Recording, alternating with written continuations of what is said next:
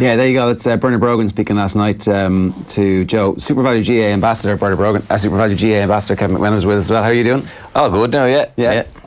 Good form. It's an early enough start. I didn't have any of these now last week, but... no, you definitely didn't. Good to be back. The Instagram stories have all dried up. You lads have kind of finally put the celebrations to bed for now. Yeah, exactly. It was a great couple of days now. The city was buzzing and look, it was pent up energy for a while that we were waiting to celebrate and are hoping to celebrate and just let the hair down a bit, so yeah. Some nice old boozers, the Sackville, where else were you? The Lord Edward. You can't do anything now with the lads not telling half the world where you are on your night out, but yeah, we had a nice one in the Lord Edward, alright. I was watching your Instagram stories going, they're there, let's go. Exactly, yeah, well, like we had this thing, there's an upstairs little lounge in the Lord Edward that we went to after one of the games, and it's quiet enough, you know. I sometimes do a bit of work in there on Sunday evenings, and it just said we were looking for somewhere that'd be just us, like, you know. Yeah, they've music, I didn't know they have music upstairs then. No, it was actually my dad and his two mates played the L Triangle, they're called, him and his two mates, and just invited in anyone that we knew that would give us a few bars or something, and that was a special one. Christy Dignam, Mary Black, your flatmate. Yeah, so it was cool. Look, these are the nights you remember. That's how I love to celebrate. I used to love the late nights and scoring points beside a bar, but that I like, it's just the people and music is what I love now. Can't beat it. Yeah, so that was a big one for me now. I loved it. We've Danny O'Reilly on from time to time, and he's always like, yeah, I'm always a bit wary about like not asking you about playing football or what's going on with the team or any of that stuff. Yeah. But it sounds like you guys have an amazing kind of connection in music and performance that allows you to kind of communicate with each other without kind of, you know, necessarily giving away any state secrets. Unless you're actually telling him all the team stuff, and he's lying to us very well. Yeah. Like he knows when I'll give him a few bits to keep him happy, all right. But look, yeah, he's a great bloke, and I'm blessed to be in there with him. He's just been a great impact on my life in general, you know, and I've a lot of time from really admire him and everything he's done and the type of guy he is. So yeah, I do get on really well with him. We do share a lot, and like I loved the idea. It was the sister was in last night, like, and they were coming up with stuff for music, and I waltzed in at 11 o'clock.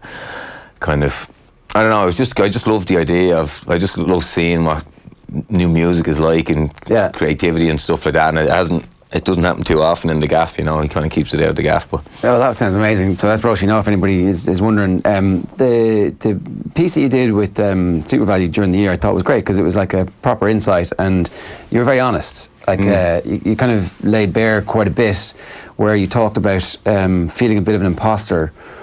And I was looking back at the dates going, you talked about 2012, like feeling a bit of an imposter. And I was like, but hang on, 2011 is when you score a goal in an All-Ireland final and Dublin win their first All-Ireland. So like, you know, it beat Kerry in a massive game. It's a big. But even after that, even after you had a pivotal role, key moments in a game like that, the season afterwards, you're like, geez, I'm not really sure if I'm in the right place or if I deserve to be here. Yeah. It was a strange one when it came out. I didn't think it was overly vulnerable at the time. I just was like, yeah, do you know what, I think and I suppose maybe it's my job and stuff, where you sit down with athletes and performers all the time and they tell you just the stuff that goes on in my head before a match or a tennis match or a boxing match or whatever it is, like, and so I just had a bit of that for the first few years. Had to pick up a few skills how to deal with it, and you'd think, I suppose, success would change the voice in your head, but not always. You know, there's always going to be that bit of doubt, and it was more of just a intense nervousness before matches and weeks leading up to it, and maybe not giving myself the credit that I should have given me when I played well and stuff like that, or even in 2011, like you mightn't be actually backing yourself, even though you go, she's got a lucky break there. You know, now 9 times out of 10 you might be going, you know what, I deserved it, but a lot of times sometimes it's that dominant thought before you perform can it can just shift you off track a little bit, you know. So you kind of see a lost season in some respect from a personal level after that, and it comes back the next year, or like I suppose I remember in 2012 I went and was just like, I hadn't really said it to anyone. I was like, I went to meet Caroline Currid, who was with us at the time, sports psych, and she was with Limerick last year, I think, with the hurlers.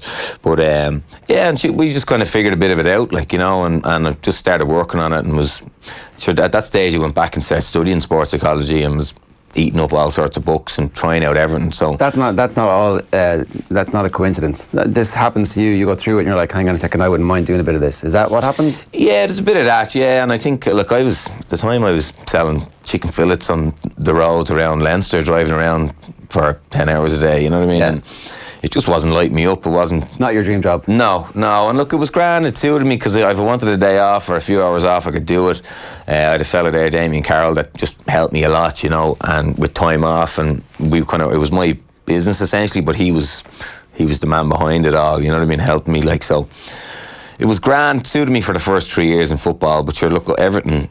My whole form was based on how well Dublin were playing, you know, and look, I just wanted a bit of a change. So that's what. I just dropped it at whatever age, about 26 maybe, and says I'll go back. Went back up to Jordanstown and started studying for.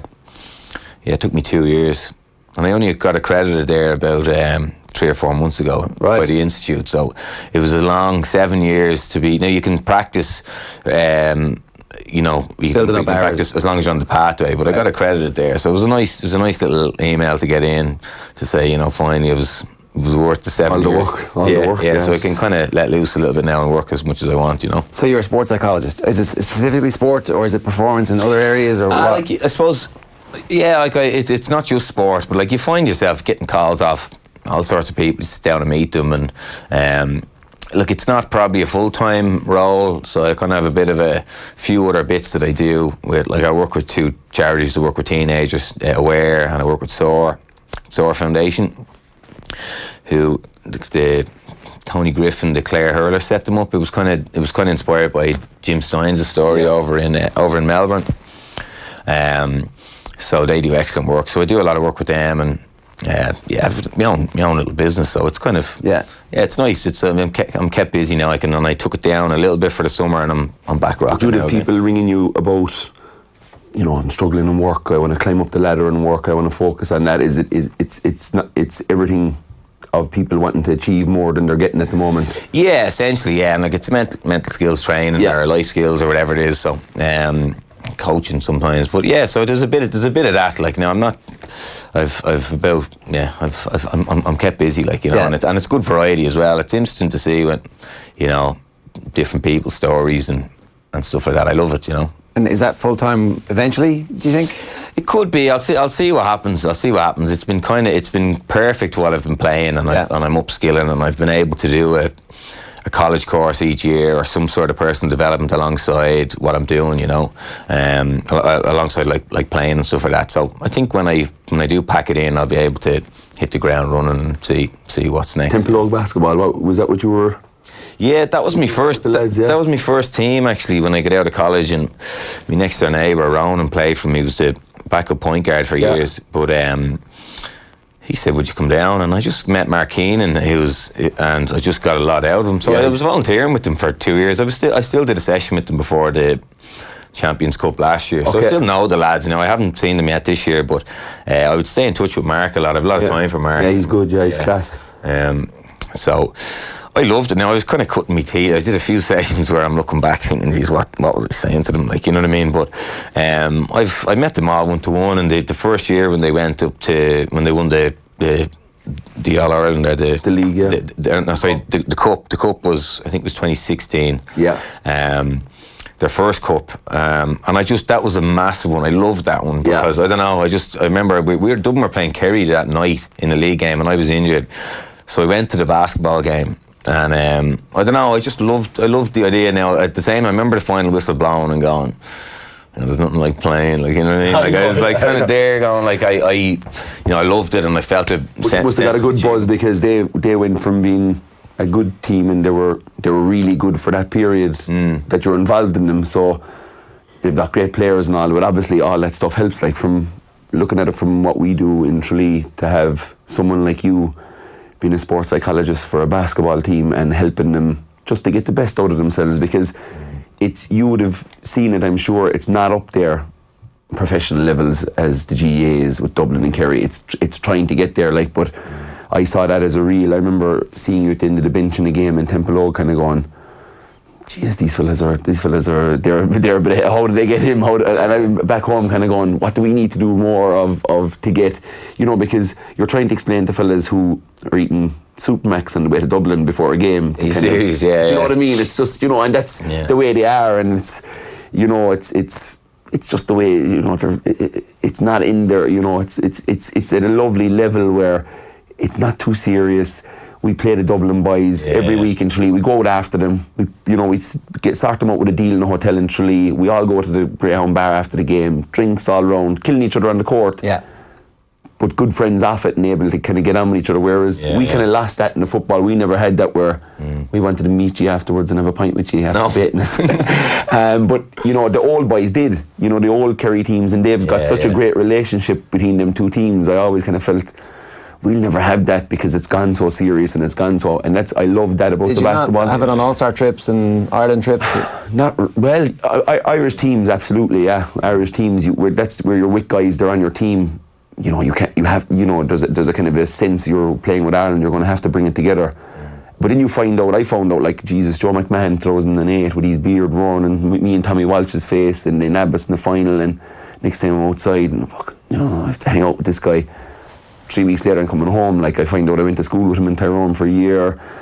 He thinks this very same as me about games. All of a sudden we're talking about Australia, it's kind of all coming in, and we find out really having a few pints with them, then boys are sound. But they have that thing on the pitch where it's do or die, and that's the way it is. But the basketball seems to have that kind of, and even the whole link with you, even Mark Ingle going in with you, J.O., you're basketball written all over you, icy. I don't know how much you would have talked about, how much you would have worked on. I got a lot out of it even just watching games. Yeah. That year I watched pretty much every game, and there is a tactical thing, but even momentum and stuff like that, you see, like the basketball, it's just wild, like, I felt that was half the thing that I was talking about with the lads, is controlling, the Temple Oak lads, controlling momentum. And I remember joking in one of the sessions saying I thought I was a referee's coach because they get so pissed off at the refs. I know. And like, it's 3 refs or whatever it is, and I remember just kind of like trying to calm them down. No, I'm all good.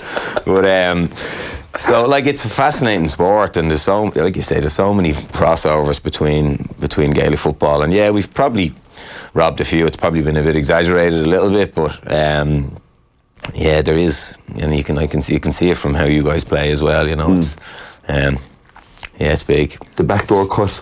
Huh? The backdoor cut that you're at is it's a key one in basketball, but you've mastered it to a level where it's deadly.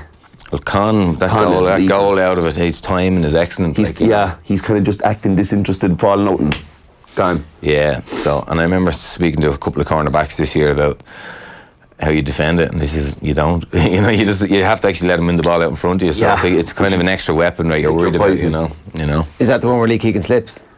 Yeah, that was one as well. He got one as well for the lead up for the penalty, I think, against Roscommon. But it's in basketball, if a guy's overplaying you and you're kind of looking for the ball, and he's high defending. If he's low defending, he's here, you can get the ball easy. He's high defending, you cut back door. It's something that's done a lot, but wouldn't have seen too much of it. And they have the obvious loop ones and passing and screening for each other, and that's, teams have been doing that for a while. Individual players would have been doing that for a while, whereas, and it's Con's power and pace obviously helps. If I'm out there back cutting, I'm not leaving guys for dead and going in over the top and scoring goals, but it's the threat of someone overplaying you, and there's a lot of guys overplaying these good forwards now, so they've come up with a kind of a good weapon, but it's the understanding of the guy outside to know that if someone's overplaying you, that you have to go back door. Kilkenny's pass. Well, there was one of them in the drawn game where I was running down the right hand side and Costello was out on the wing and Morley was playing him from the front, and I was kind of and I bottled it because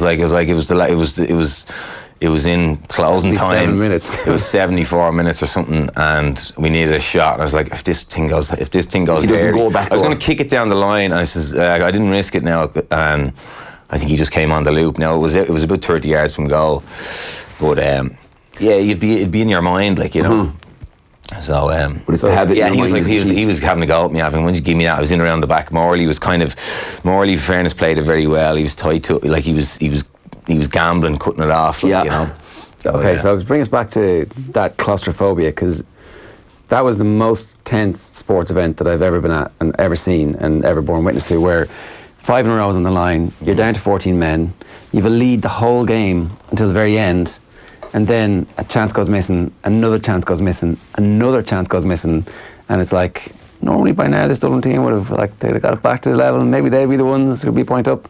What's the claustrophobia like for you guys on the pitch? Yeah, it was wild, you're right. And I suppose I was delighted when I come on that I didn't feel any of that, because it was in my mind leading up to it. I was like, am I going to be a little bit, you know, if I'm on for 10 minutes, am I going to be in the future a little bit thinking, what are we going to do if we win or lose, you know? But very in the moment at the time, I was delighted after the match that we got away with it, but it was wild, the noise. Like, usually, I like, you don't hear too much of it.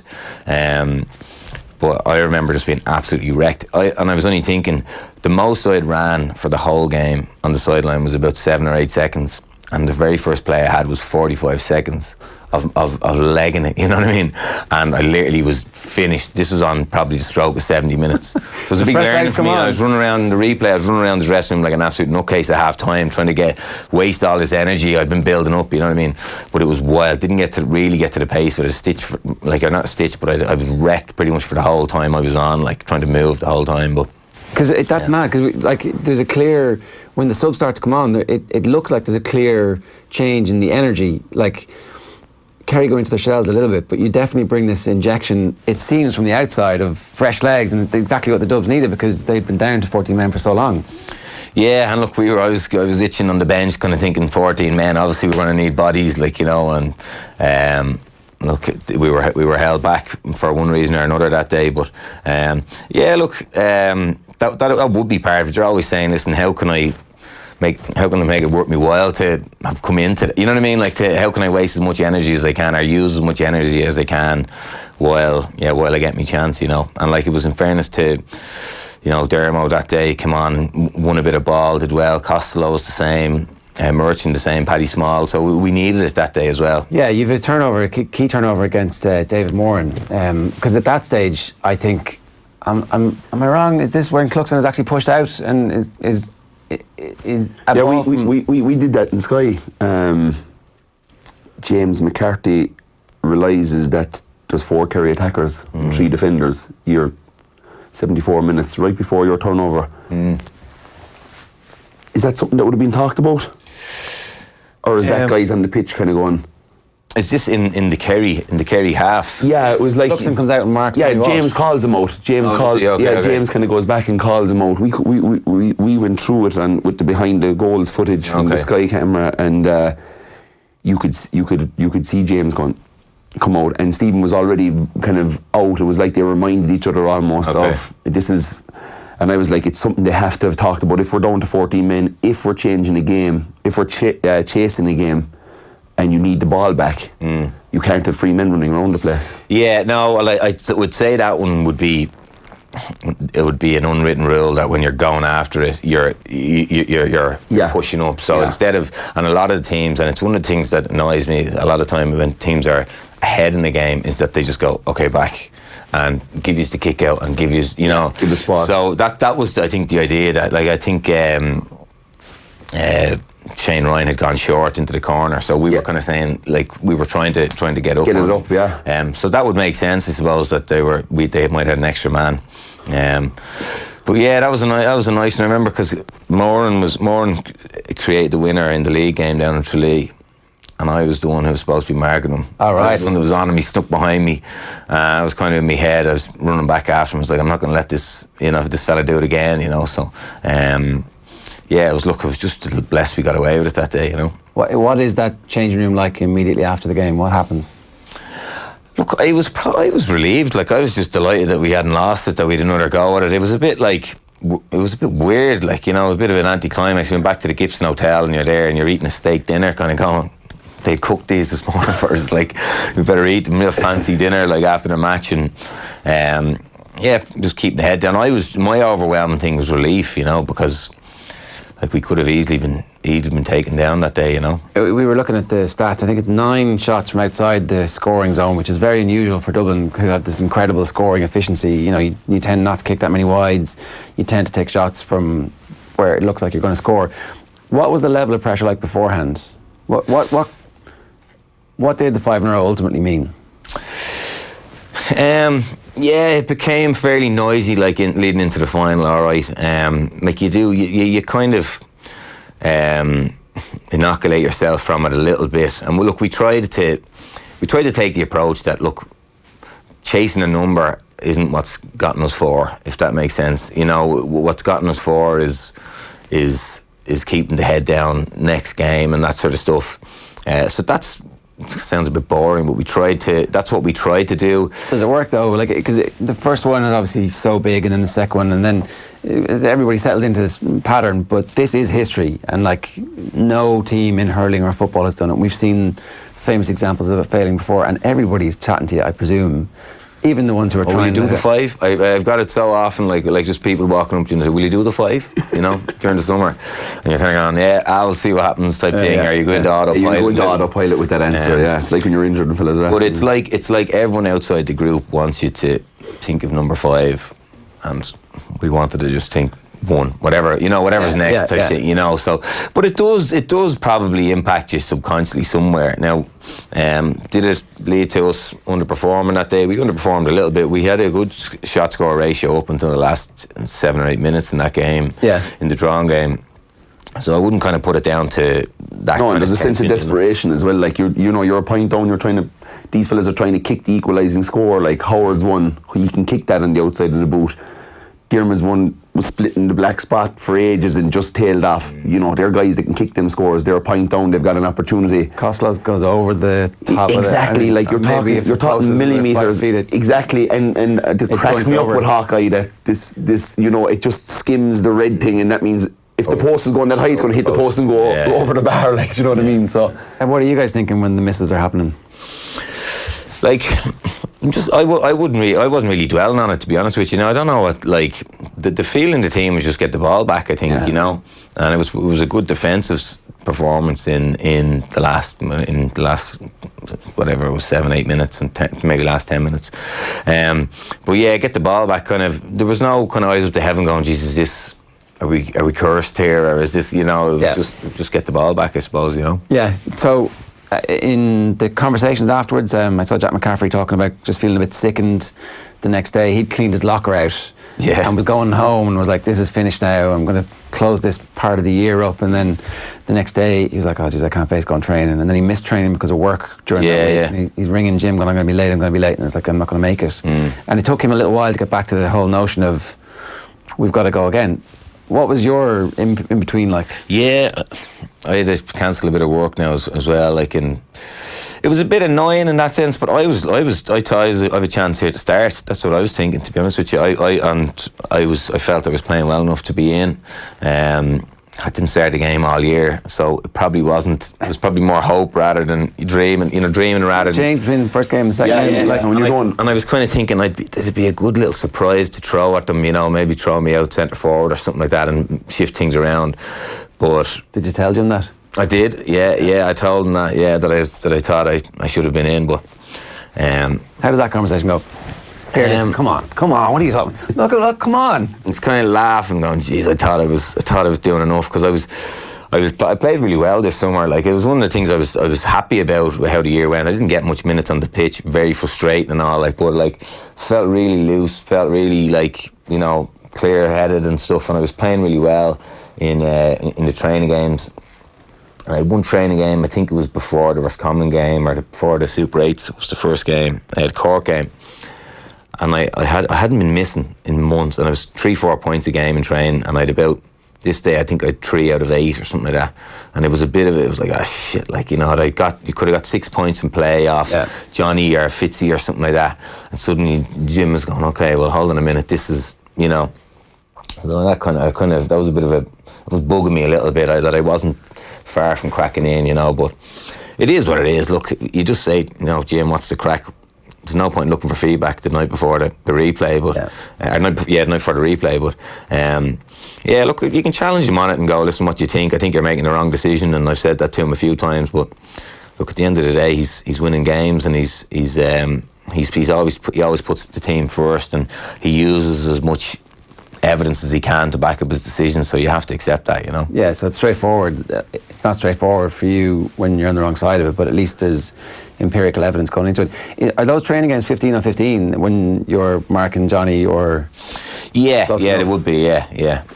I just want to play you this because this is Bernard yesterday talking to Joe about that time in between the final and the replay, about how he worked his way back into the 26. He talks about learning from Con himself. Have a look. I felt my role this year, or the last couple of years, would be the pivot man, as in give the ball, pop it off to a Con or a Mannion, and be that kind of that anchor and full forward or corner forward, and be creative and see the gaps, which I felt I could offer, and it just wasn't resonating, I think, with managing. I wasn't showing wherever that. And actually the Saturday before the All-Ireland, I said, do you know what I'm going to do? I'm going to take a leaf out of Conor Callahan's book and I'm going to put the head down and I'm going to just go for it. Right. So the first four balls that came in, I took my man on and got four scores. Or Owen O'Gara and me and Owen moved together a couple of times, and we ended up like in 8 balls. We got six points between us. Right. And Deems and Cyprus, I think we just for 15 minutes, 20 minutes, we just were on fire. And my head was like, why haven't we been doing this all year? Maybe I was starting to doubt myself, but I should have just been doing what I always did, goal getter, putting the head down and going for it. So, but that must have been a sweet moment that actually I can still sort of do this. I'm not deluding myself here at the moment. Yeah, that was for me was the magic of the year, and that's why I could sit happier having not played in the final, because I'd done it then in my head. That was that's where this year I got it. Obviously injured last year. Can I compete? Can I be? Yes. Can I be up there with the level likes of Mannion and Con and these lads and Dino, and who are sensational footballers, and the rest of the lads are there, but I didn't feel like I was there. I felt like I was a gap between us, and then you don't want to be like you're along for the ride. Yeah, and I wasn't, and I was pushing on. And that Saturday, I felt I was toe to toe with them. Good. Those training sessions sound pretty good.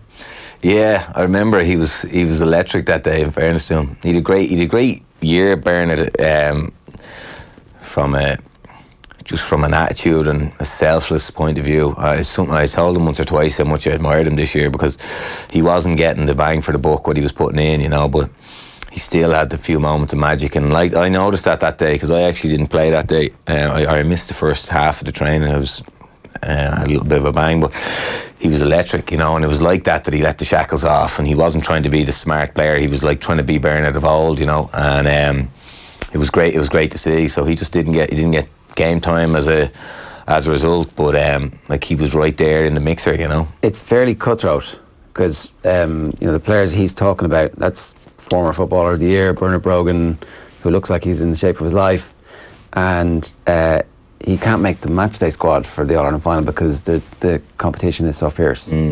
What's that like when you're because the team is all important, and the team has this kind of great collective understanding of how to win a game, how to close out a game, and how to press when they need to press, but you also need to look after yourself to be an individual to get in the team. Yeah, and I suppose, look, when you start doing that, and I'm sure you'd spot it a mile off, is like you can see people who are playing for themselves as well, you know, and look, it's never probably been mentioned, but I'm sure people haven't been brought on match day panels because of that, or haven't been picked because of it. So look, you can spot it a mile off if people are saying, you know what, I have a 50%er out here, but there's a fella at top of the D with a 90%er, and I don't slip it, I go for it, you know. Even if you score it, you can still say. So look, there is a bit of that, and look, I probably would have pulled a bit of that for myself. There's times when I'm trying to look for the best pass too often as well, you know what I mean? You're kind of getting a bit caught up in possession, whereas actually if you were a bit more instinctive, the shot was on, go for it, but then the opportunity might have passed because you were, you know, trying to be too at the head up. Like for years I was growing up, I was a glory hunter of the worst degree. It was like, get the ball. I remember telling my mates when I was about 18 that I thought passing was a offloading responsibility, and so that when I got the ball, my responsibility was to beat 3 players and bang it over the bar. And I remember playing intermediate with Judes, and this fella took me aside in the bar and he goes like, you know, do you want to play for Dublin? Like, and I was like, yeah. And he just goes, will you ever pass the ball? Like, you know what I mean?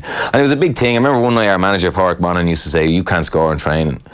Right. And at around 17, 18, and I was like, what? What do you mean I can't score? I'm a scorer, like, you know what I mean? And but it was as frustrating as it was. It would open me up a lot, but to, you know, getting the chin up and having a look to see what what passes are on. I think that was one of the biggest changes from the start to the end. I'm not at the end just yet, but to where I am now is that I can be a lot more creative and see a lot more than maybe I did when I was younger. And coming onto the Dublin team would, naturally accelerates that.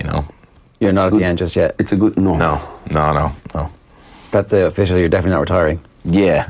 Was there any thoughts with it, James? No. What's the answer? No, yes. No, look, I love it. Like, you know what I mean? I'm body's in great shape. I have a better lifestyle now than I did when I was, starting games, and I was, one of the first forwards on the team sheet. And when I was in what I say, my peak. But I'm physically, I was lighter. I was trimmer this year than I ever was. And look, I just love it, So I'll see what happens. With work. You're 32, but you play away, mate.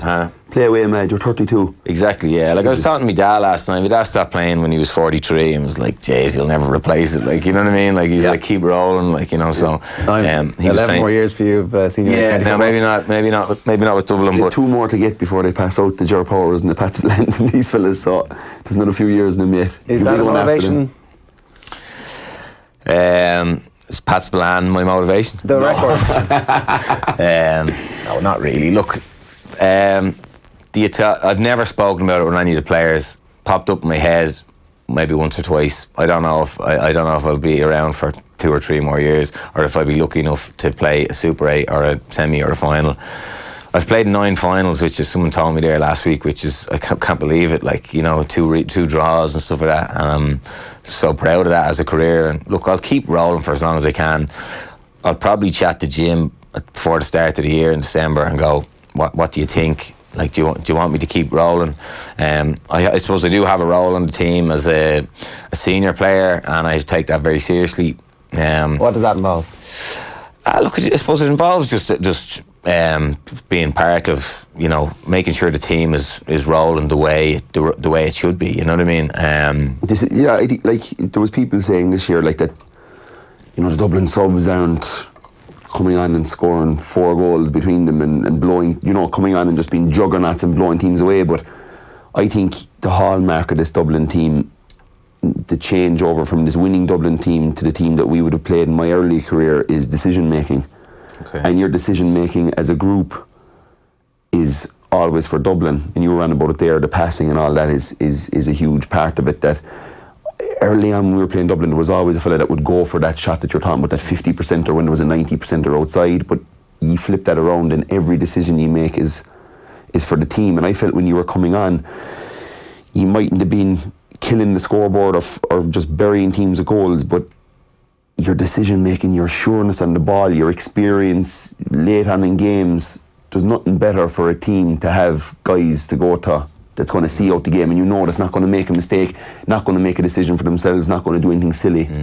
So, like, there's huge value in that, along with the brilliant footballers that they have and brilliant footballers that they are. Their decision making, I think, is crucial for seeing that over the line. The decision making in those last, they're making decisions to chase a fella, making decisions to bring a goalie out. They're all experienced guys making huge decisions that are the difference between winning and losing. And I think that's, huge. It's a huge factor for this Dublin team and its success over the time is decision making, and one of the key reasons and late game changers. So don't for one second be, in my eyes, play as long as you can. You've got you're talking yourself into coming out of retirement. I am, my arse, no, but I played till I was 35. I was playing basketball, not playing any league football, doing all the gym work with the boys, staying in shape and coming back fresh. No, I don't know if that's hard work. Missing out in the league, was it there? Like, or would you probably came back full of life then? I came back like it was like I was so fresh. Yeah, okay. So fresh. Because I don't know. Because I know Mick played a bit last year with claustrophobia, and he came back full. He loved it. Like, Mick McCauley played a small bit, and it's not even like the basketball is one thing, but it's the actual break away from the intensity of the intensity sport of and the slog because let's call a spade. Like the early days in the league are wet nights, cold nights, running up hills. It's a bit of a slog. So if you can find a way to get your, as you say, the best shape you've been in come championship time, it's a big one to have. I have a couple more questions. We're here with Super Value GA Ambassador Kevin McManamon on OTBAM this morning. It's 8:44. Do you think Jim is coming back? I think so, yeah. I don't know. I believe he signed a couple of years. People are saying because he smiled or something that he's given up. Like, I don't know. I'd say he's still floating. He'd still be floating around. Jimmy, his dad, was on the pitch. I'd say he will. I haven't spoke to him about it. But look, it was a big effort this year. And look, he works harder than anyone in that group, you know. And I know he's probably watched more football this summer than anyone, you know, maybe like Peter Keane down there. I don't know how much he watches or you know, James Horan or whoever it is, but Jim studies the game and knows his opposition, knows his team, and he works so hard. So look, fair play to him if he wants to keep rolling, if he wants to work that hard. It kind of turns me off ever wanting to be manager, because I'm like, there's no way I could actually work that hard and put that much hours and that much love into the sport, because that's what it takes to actually work that hard, you know. So I'd say he will, but I don't know. Yeah, okay. Well, we'll probably know soon enough, I'd say, because if there is going to be a replacement, now would be the time. But at the same time, no one's going to rush Jim out or give him a deadline, because like ultimately the achievement is going to last forever. They're probably begging him to stay and sign another 10-year contract. I want to show you this photograph. So this is from 2011. This is a screen grab from the game. The scoreboard hasn't even changed yet. If we can stick this one up here. So Cluxton's just kicked the point. You're turning away there, Kieran. Yeah, I know where it's going. Yeah. So it's over the bar. He's running. I could do without this on a Wednesday morning. I know. Tommy outside is good for that crack. Look at the smile in his face outside. Look at him. He loves that crack. The hill haven't even stood up properly yet. There's plenty of them standing up. Look at them up there. They're just getting their arms up. The rest of them are about to. You'd have to watch it going over Clucko, wouldn't you? Like, he's booted it and he just turned like fair play. But he knows, like, he kicks it so laser straight that he knows it is. Yeah. And he knows that he's however many yards, however long it took him to walk up to take it. Where were you at that stage? I think I was like left half forward watching it, and I remember just going, please go over the bar, because you had that thing in 2011. I remember backing, like, I used to be backing matches, like, and I used to back against you, and you'd always find a way to win games. I remember quarterfinals against Monaghan, and you know, the Galway won that year, and a few games you'd always get away with it. And I remember thinking, I looked at 72 minutes, like, they'll get an equaliser here, you know. So that's what was going on in my head, like. And then he blew the whistle. It was heaven, man, you know. But he blew the whistle, all right. Fucking hell. It's like, Joe, surely he would have got it. He'll give us a chance to equalise, like another big payday for the GA. Kerry Dublin replay. Come on, Joe. Give us a chance here to get done. See, it's gas. There's only 2 minutes extra time. I know. Like, when you think about it, whatever it was 7 or 8, I think, in both finals this year. And since then, in most finals I've played, it's been 7 or 8 minutes. I'm glad, though, that they're doing that, because it's the right amount of time, and you know, I think it cuts out a lot of time wasting teams were doing, because they're like, there's no point in doing it now because they're just going to play 7 or 8 minutes. But then you could do all the time wasting you want, because you knew it was going to be 3, maybe 4 max. So teams were. The last 10 minutes of that All-Ireland final are mayhem, and that's a Dublin team who has got close, but always just not been good enough to get over the line. You had been accused of being chokers up to that point, and you were always going to be accused of being chokers, because we're very good with narratives. We don't like nuance. This is straightforward. They should have beaten Cork. They should have. And then in a situation which is all set up for a team to choke against one of the greatest teams of all time, you don't. Be seen as be acceptable, maybe. Exactly, sure, that's grand. Look at the team that they have. It's Galvin, it's Gooch, it's the O'Sheas, it's your man. But you didn't. What was the difference? Look, I suppose Pat had definitely instilled a resilience in us. That, look, I don't know what it was. I started in 2010. I never played under Pillar or in the first year where with these guys beat us in the quarter-final by 17 points. I wasn't there, but he did instill a resilience that we'd worked harder. And I remember reviewing the league final, and it was like a tattoo on my head about staying in a game, you know. And we were 8 points up with 20 minutes to go against Cork, and I remember thinking I'd 5 points from play, and I was flying that day, and I was thinking I'm home and dry, and my first national trophy, and you know, might win man the match and all this sort of stuff. Like, I've forgotten that. That's the same year. That's 2011. That was 2011, and I just remember there was probably, if everyone in our review, I think if everyone spoke, they would have admitted that they were all there. They were all on the Hogan stand already, and we were 8 up, and we lost the last 10 minutes 10-1 against Cork, who were, I think, yeah, they were the champions at the time. They were, yeah. And that was a big learning for us. That was a kind of a tattoo that, yeah, we lost a bit of focus, and what are we going to do when we're not going to be 8 up in a final against Kerry of 50 minutes, or when we're 2 or 3 down with 10 minutes to go. It's the same premise involved. Like, stick with it, don't go there. It'd be tempting to go to, you know, geez, the dinner would be great crack tonight now for Pete, or whatever it is. So we just tried to stay in it as much mindfulness. as we could. Huh? It's mindfulness. Mindfulness, 100%. It's going to be, that's the new wave in Jesus, yeah, I don't know what mindfulness is going on with that 10 minutes now. It's fairly helter-skelter, that 10 minutes. There's a lot going on. You know, there's a lot going on. There's literally, it's inches, it's a break, it's a loose ball, it's something so small. Tommy's got the last 10 minutes written down. Barry John Keane hits the post, 62 minutes. Gooch with a dummy that was point. going straight over the bars. Yeah, it stops curling. That happens into that goal. 63.5 your goal. Kevin Nolan gets a point a minute afterwards. Connolly gets a turnover, 67 minutes. MDMA hits a wide at 68 minutes. You get a point in the 69th minute. There's a throw ball in the 70th. You get fouled for Cluxton's free that he scores, and then immediately the full-time whistle goes. It is mayhem. The throw ball was a big one because I started cramping. I played wing forward that day on James McCarthy for the first 15 minutes, and then I went inside. But I started kind of cramping on that kick for the equaliser, and on the hot ball, Fennell's a big strong guy, but I don't know. We didn't talk about it. It wasn't. But we weren't around the ball. You know, we were back in the game. There's a hot ball. Whether I win it or whether he wins it, you need to be in on top of it. Whether it breaks, you need to be in on top of it. But I look back on it like we were outnumbered around that ball. Like, he knocked it, and I don't know, someone came in and got it. But like, Ger Brendan, Ger came in and got it. But like, you kind of go back to a moment in it and kind of go, this is a hot ball. The game's level, a minute to go. Like, why not have, you know, as many as you can in around really, you know, the way, like in the hurling when they're trying to throw it in. 1,600 people around it. Like, exactly, like it's the biggest. It's a melee. It's the biggest joke. Like, the ref is going, go back. Yeah, there's nobody going back. I'll throw it in between the 2V. Whereas in football, when they say go back, everybody kind of goes back.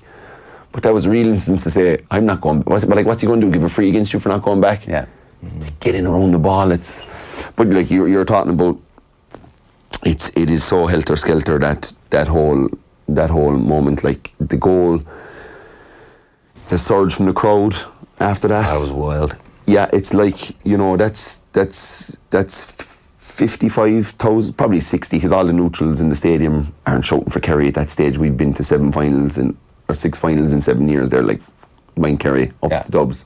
So the roar when the goal goes in. Changed a little bit since. It's gone opposite now. All the neutrals were shouting for us the last day, which was great. I said never before in our lives that we have so many neutrals shouting for Kerry. It was rivaled by the last 10 minutes of the game. The drawn game. Yeah. How do you not go mad after that? The noise and the wildness of scoring that goal and ending such a long famine. How, on a personal level? I did. Yeah, it's gas how it's changed. Like, I probably was out for 3 or 4 nights a week for three months, I'd say, right, until we got back. I put on 2 stone. I swear to God. Right. So it was. But was it also the best time of your life? It was excellent. Now I was going out every night. I don't really enjoy the gargle as much as I did back then. I was young and stuff like, and it was wild. It was wild. And look, I remember going away. We like team holiday in December. I went to New York for 2 weeks to visit my mate over there, and I was chilling out, work. Stuff was just, we were just getting texts going, come on, we're going here, and it was new for all of us. We just felt we had to be there. So, look, things have changed. That was like I used to love there. Yeah, there we go. I was a bit heavier back then than I was now, but I came back in. The lads still have a picture of me in 2012 in the O'Byrne Cup, and I had about 4 chins, you know. But I had a great off season that year, but it has never been like that since. You know, it was the first one is a big one. You know, 5 is obviously big, but is the first one still better than is this different now? What's the? It's hard to know. Look, I was 24. What age was I? Yeah, 25 maybe, and you know, it is the time of your life, really. It was the time to go and enjoy myself. Really, like I said, I was any excuse to take a few days off from driving around delivering meat, like, you know. There wasn't too much meat delivered. There wasn't, no, for a while. So yeah, look, it was a different one this year, absolutely. But I suppose, like, I remember it because, you know, getting a goal in an All-Ireland final. I remember being out in my back garden doing the commentary and, you know, talking myself through it, and then it happens. Yeah, it was wild. It was a lovely moment, to be honest with you. It was something I'll never forget, and I probably won't be able to forget it either, to be honest with you. Yeah, well, I mean, you did do it again a couple of years later in the semi-final. Mm-hmm. Well, did you mean that? I did, yeah. Yeah, that's grand, because there was a bit of a debate earlier on about that. Is there? Yeah, there was. What do you think? I thought you meant it. Did you? Okay. I thought you were trying to chip it over. Huh? I thought you were trying to chip it over to go 2 up. I wanted to pass it, and then at the last minute I was like, because I remember thinking in the lead up to that game, if we get a goal chance now, don't try and be a hero, like, you know, because it'll be a fairy tale because you've done it before and it's Kerry and all. I was like, just make the right decision, and, you know, if you chip it or pass to the right man in the best position. And the 2 lads, it was Brosnan, and I was at Brosnan. Yeah, they did kind of well. They were kind of. They did, and I was like, have a go at the crossbar. So I didn't go to lob the keeper, but I tried to keep it down, you know. Yeah. So you don't know what you're not saying. Put this in the top corner, but you're kind of saying that's Macaulay winning the ball to set you through. Yeah, he did really well. I think there was 2. I was marking Mark O'Shea, and I kind of slipped him. Well, I went in as if I was going for the break, and I went out the back, and so yeah, Mick. I always thank him for that one, but yeah, I wanted to slip it, and I don't know what you'd be saying to yourself. You don't say, okay, I'm gonna have you had hit this with the inside of the foot. And have you had the slow down moments where things actually slow down? Yeah, I've had a few times. Well, maybe these kind of white moments or being in the zone where. Yeah. I had one in basketball and a 2 or 3 in football where literally it's like. Yeah, they say they're kind of rewards for years of hard work. Happened to me in a club game once. I scored 3-5, and I was literally like, I couldn't miss. Like, I was dummy. I'm talking about more on the actual moment that you're going through there, and you're just about to drop it onto your foot, or even your first goal when you're dropping it onto your right leg.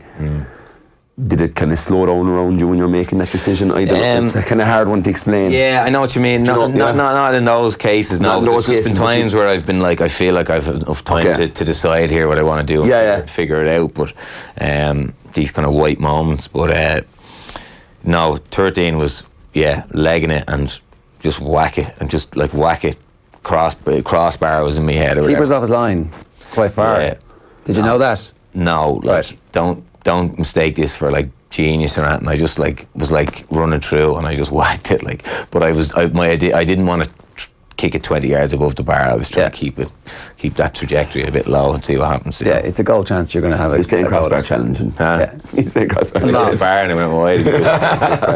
Yeah, it lost. I got to ask you about Dermot Connolly's return because Bernard Brogan was talking about it last night. Are we going to play the clip? Do you want to play the clip? Yeah, we'll play the clip. Here it is. So here's. Well, I'd say the Dermot Connolly one was a tough one for him because you're weighing up a lot. Like he's looking at you, busting your ass for 2 years, not getting much game time. Dermot could be, off in Boston, but then. You got to do what's right for the team. Yeah, and he felt that was the right thing to give the team a bit of an extra angle. That's his decision as manager. Like he's just trying to get what's best out of there. How did you feel about that one? It was tough for me. Like it's not a direct. He didn't take my exact place, but he took a place on the bus and then a place in the team. So in theory, it's another body in the way of me, but. I've kind of gone past the personal, like I've had the days of personal glory, you know what I mean? Yeah, you want to be, definitely want to be involved in the bus, it's a tough place to be, been left at home. But as long as the team gets over the line, it'll all be forgotten about in time, as long as you can say, as long as you know that you've added something, I feel that I'm comfortable with that.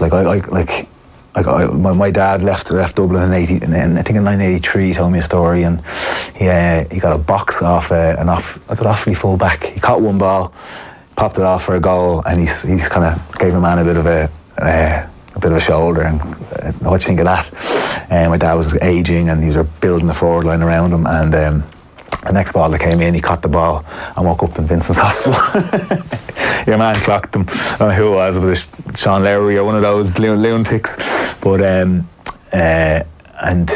he said that he got a call a couple of weeks later looking for the jersey that he had. He'd just given it to the nurse or whatever. He took it off, and I don't think the management called him or something like that. And it kind of stayed with him for a while. And he kind of just said, whatever you do when you finish up, don't hold grudges, and don't hold something. If you have something to say it. If you feel like something to say. Yeah, it seems like it was difficult for Bernard because he didn't get his place in the matchday squad. But was that not more to do with Paddy O'Coffey-Byrne getting on the bench because Fenton had an injury? Was that not really why he didn't make the bench the first day? I don't know. I think Paddy O'Coffey probably earned his place there rather than anything else. I think he'd been playing really well. Like, he'd been going toe to toe with Fenton. So I don't know. I didn't hear about his injury. But, all right, well, you would know more than I do. Yeah, I don't know. Like, what's the question? Why Bernard wasn't? Well, no, it was there? about Connolly coming back. Was it? What was the?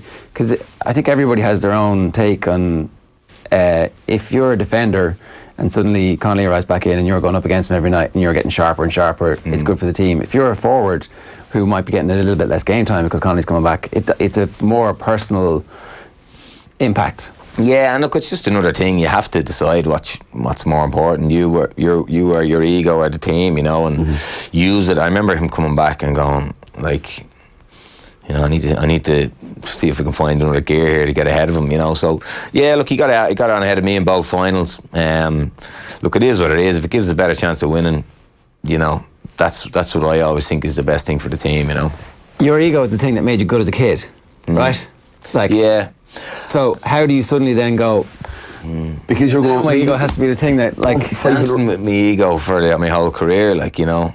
Yeah, I think You're going for David 5 in a Hickey row, was though. very good at it, like, you know, as well back in the day, and he used to read a lot of the Phil Jackson stuff about, like, you know, from the Chicago Bulls, you just have to put the team first, like, and he would always bring that up in every meeting, and it always stuck with me. David Hickey, Yeah. the former great. Yeah, he was a selector in 10, 11 and 12 and doctor then under Jim for a few years, but he left his mark on the team. But that would be always something that stuck with me. And look, yeah, your ego is piping up, but you know, what do you want more? Like, do you want The situation in the team probably too, though, Ger. Like, you know, you're going for 5 in a row. You know, if you were having won in All Ireland in 4 or 5 years, and all of a sudden this is happening, and you're kind of going, oh, hold on a minute. You might, you know, it might be a bigger deal, but I think when you're going for 5 in a row, it just becomes all-consuming just to win the All-Ireland for Dublin and, you know, put that team first. Like, you know, Easier said than done, though, right? If you're not getting game time. don't be wrong, like, you're out there and you get stuck into them, and you're trying to do your own bit and stuff. But look, he wasn't as if he was taking it easy for the time. He came back in good shape, and look, he's an athlete, he's well able to do it and stuff. So you know, let him at it. Like, and if it wasn't for you know, that ball he got in the last play that set up Dean Rocks free, like, Kerry could have won that drawing game. So, like, Yeah. even that is justification in itself. That one moment where he chased, was it Jonathan Lyne. Someone, yeah, and probably was on the border in terms of aggression, but he won the ball back, and Yeah. it meant we had the ball then, and we could look, just a minute left, okay, let's work something, rather than Kerry having the ball and are they going to shoot, because Who knows what happens then? you know, And there's no extra time for that. Yeah. I didn't realise David Hickey had been so involved in the backroom team. So you kind of had when you came into the team, there's the grandees of Dublin football. There's Mickey Whelan and him injecting the culture and setting the basis for what comes afterwards. You guys are the next generation of grandees as well. Do you feel any kind of responsibility for that into the future as well, or is it too early yet for that to... maybe that's what your role is as a senior member. Yeah, I do feel responsible to be. There's Davey, he's a legend, and Caroline, who would have gave me a big dig out over the years. But yeah, I would feel responsible in some way. Like, we talk a lot about our culture, and we do break that down into what it means to us, and how do we live it, and how do we make sure that that stays when we're not playing anymore and stuff like that. So that might be part of my role in the team and living it. But there's plenty of people. It's not just a few, a leadership group. It's the guys that pretty much played the final this year are all mid-20s type thing, young players, and they're living it, so that's what it's about. One last great weekend for you. The homecoming is this Sunday. Yeah. I presume no one's working on Monday. There's like a proper. I actually am working on Monday. Yeah. I'm after. I have this new thing I'm doing in schools. Richie Sadley used to do it, but I'm doing it in Benilda's now this year. So I'll be in there on Monday. What are you doing? I'm doing like mental fitness with fourth years. I just taking it for Mondays for the year. Right. So it's interesting. We didn't chat to the lads about stuff that's nothing to do with school, Yeah. About life skills and stuff like that. So no, I'll be in there on Monday. And yeah, look, we've had enough nights out, and I suppose Sunday mightn't be the best night for us, but it'll be good crowd. I'm playing music on Sunday night after it, so I won't be going to Parnell's. I'll have to break it to Stephen Cluxon. I'm sure he's not listening, so I'll text him and tell him I can't get down to Parnell's for the post celebration. But I'm looking forward to it. They're always nice days, It'll be a bit strange that you're not working on 2 hours sleep and being a bit giddy for the homecoming, but we'll see how it goes. Well, so you sang, you tend to sing at these things. Are you going to sing this weekend? I don't think so. I think it's kind of like every year I go up and say not a hope, and Marty Morrissey or something goes and I go, just so you know, this year we'll pack that in. It's a good crack and all. But but I get this thing that I can't sing. You know what I mean? It's just that I don't have any shame. And because I play music, but I don't sing in a band or anything like that. I just play along. Yeah. But I get shoved out because no one on the team can sing. Do you harbour a little dream of maybe making music your full-time career? That actually there's like a secret rock star just trying to get out? I'd love to. Do you know what? I'd love to do some stuff in performing and acting and spoken word and stuff like that. But I don't think music. I don't have the quality in my hands playing music that you'd need, or the creativity. I love it, and it's. Is this not your negative self-talk? Is that one? There's. You just need Caroline Curry to intervene. No. Look, don't get me wrong. I've been playing music for 15 years, but look, I know what good musicians have, and they've got skill, and they hear music and stuff, whereas I have to learn everything. I don't actually do it by ear as well as other people can do it, so surely then you bring you over for a gig or two. And I played with them last year at the Ruby Sessions. It was great crack. We played The Chain by Fleetwood Mac and had to do a mandolin solo. It was cool. But I love music, but no, I think I don't think that's where my career will end up. I wouldn't be well paid anyway. Fair enough. It's been great with your time. Thanks a million for joining us this morning. Brilliant to have you in for a chat. Super Value GA Ambassador Kevin McManamon there on OTB AM this morning. If you missed any of our chat this morning or our interview with Bernard Brogan last night, you can catch them on our podcast, which is just search for GAA and Off the Ball wherever you get your podcasts.